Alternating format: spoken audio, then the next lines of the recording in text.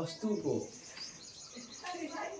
आवेशित करना, किसी भी वस्तु को आवेशित करना आवेशन कहलाता है। इसको क्या कहते हैं? आवेशन। मान लो इस पे कोई आवेश नहीं है, अगर इस पे प्लस या फिर माइनस आवेश आ गया तो इस पे क्या हो जाएगा? आवेश। एक चीज को ध्यान रखो, यदि किसी वस्तु को आवेशित किया जाता है, यदि किसी वस्तु को आवेशित किया जाता है तो उसका द्रव्यमान बदल जाएगा, उसका द्रव्यमान बदल जाएगा, उसका द्रव्यमान बदल जाएगा, उसका द्रव्यमान बदल जाएगा। मतलब यदि किसी वस्तु को धनावेशित किया जाएगा, यदि किसी वस्तु को धनावेशित किया जाएगा तो इसका जो द्रव्यमान होगा उसमें कमी आ जाएगी, जबकि यदि कोई वस्तु ऋणावेशित किया जाएगा तो इसके द्रव्यमान में वृद्धि हो जाएगा। सर अब ऐसा होता क्यों है? यदि किसी वस्तु को आवेशित किया जाता है, मतलब पहले ये अनावेशित था, अनावेशित मतलब इस पे कोई आवेश नहीं था, और ये हो गया आवेशित, मतलब या तो इस पे प्लस आवेश आ गया या इस पे ऋण आवेश आ गया। इस प्रोसेस को बोलते हैं आवेशन, इस प्रोसेस को बोलते हैं आवेशन।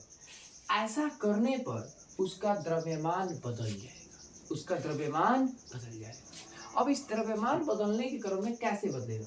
यदि किसी वस्तु को धनावेशित करेंगे तो उसका द्रव्यमान कम, जबकि यदि किसी वस्तु को ऋणावेशित करेंगे तो उसका द्रव्यमान बढ़ जाएगा। इन दोनों बातों को आप कंफर्म रखना है, क्योंकि एग्जाम में देता है, यहाँ 3 ऑब्जेक्टिव बनेंगे।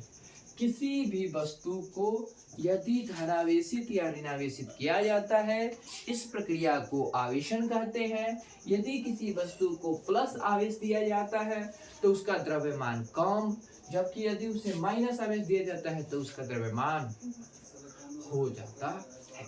इस बात को फुल्ली टू कंफर्म रखना है आपको। यदि किसी वस्तु को आवेशित किया जाएगा तो उसका द्रव्यमान क्या होगा? बदल जाएगा। धनावेशित करेंगे तो द्रव्यमान कम, ऋणावेशित करेंगे तो द्रव्यमान अधिक। ऐसा क्यों होता है? क्योंकि धनावेशित तब होगा जब इलेक्ट्रॉन की कमी होगी, इलेक्ट्रॉन की कमी होगी, जबकि यह ऋणावेशित तब होगा जब इलेक्ट्रॉन की वृद्धि होगी।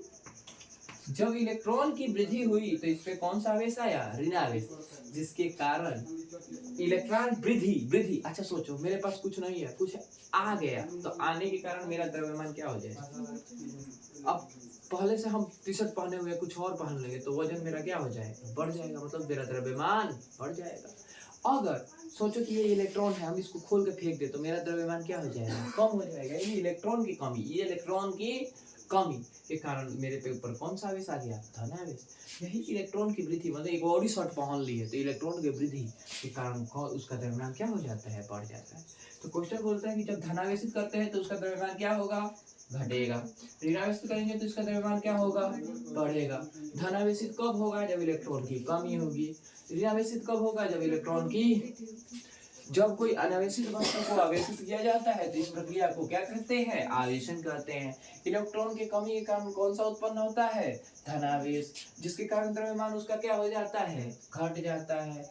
इलेक्ट्रॉन की वृद्धि के कारण उस पर कौन सा आवेश उत्पन्न होता है? ऋणावेश, जिसके कारण उसका द्रव्यमान क्या हो जाता है? बढ़ जाता है। इस आवेशन के प्रक्रिया को आपको एकदम कंठस्थली याद रखना है, ऑब्जेक्टिव यहाँ से आएंगे। आज हम लोगों ने पूरा आवेश के प्रोसेस के बारे में पढ़ लिया है, इसलिए हम लोग 2 मिनट में पूरा रिवाइज कर लेंगे कि हम लोग आवेश के बारे में क्या पढ़े हैं। तो आवेश एक भौतिक राशि है, यानी ये मौलिक गुण है, किसी भी वस्तु का मौलिक गुण है।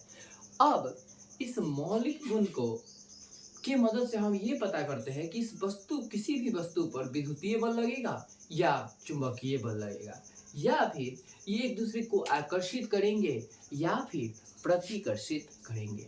बाबू आपको इसके जस्ट आगे हमने पढ़ाया था आवेश होता है दो प्रकार का, एक होता है धनावेश और एक होता है ऋणावेश। इलेक्ट्रॉन की कमी के कारण धनावेश, इलेक्ट्रॉन की वृद्धि के कारण ऋणावेश, जिसके कारण द्रव्यमान बढ़ जाता है और इलेक्ट्रॉन के कमी के कारण उसका द्रव्यमान क्या हो जाता है, घट जाता है। अब आवेशित वस्तु एक ऐसी वस्तु है जिस पर या तो धनावेश या ऋणावेश हो। अनावेशित वो वस्तु है जिसपे प्रोटॉन की संख्या न्यूट्रॉन की संख्या के बराबर हो, यानी उस पर कोई भी आवेश ना हो। अब इस पूरे आवेश के कंटेंटली पे आपको ये बात समझ लेनी है कि बाबू जितने भी आवेश होते हैं, जितना भी आवेश हो, या तो धनावेशित हो या ऋणावेशित हो, ये समय के साथ बदल सकते हैं। इनके द्रव्यमान में परिवर्तन के कारण बदलाव आ सकता है। बाबू आज हमने जितना भी पढ़ाया है, आपको उसका नोट्स बनाने की कोई ज़रूरत नहीं है। जिसका आपको पीडीएफ हो सकता है कि मिल जाए, ठीक है। आप इस बात को ध्यान रखें। इस वीडियो को सिर्फ और सिर्फ रिवाइज या समझने के लिए यूज करें। आपको ऑनलाइन के हिसाब में हम ये हमेशा बता रहे हैं कि ऑनलाइन की प्रॉब्लम ये होती है कि आगे वीडियो देखते हो बट आप नोट करने लग जाते हो। आपको ऐसा कभी भी नहीं करना है। आप ऐसा फील करिए कि हम आपके सामने हैं और आप हमसे पढ़ रहे हो। इस टाइम से आपको बहुत ज़्यादा हेल्प होगी आपके पढ़ाई में। और best of luck for your boards exams.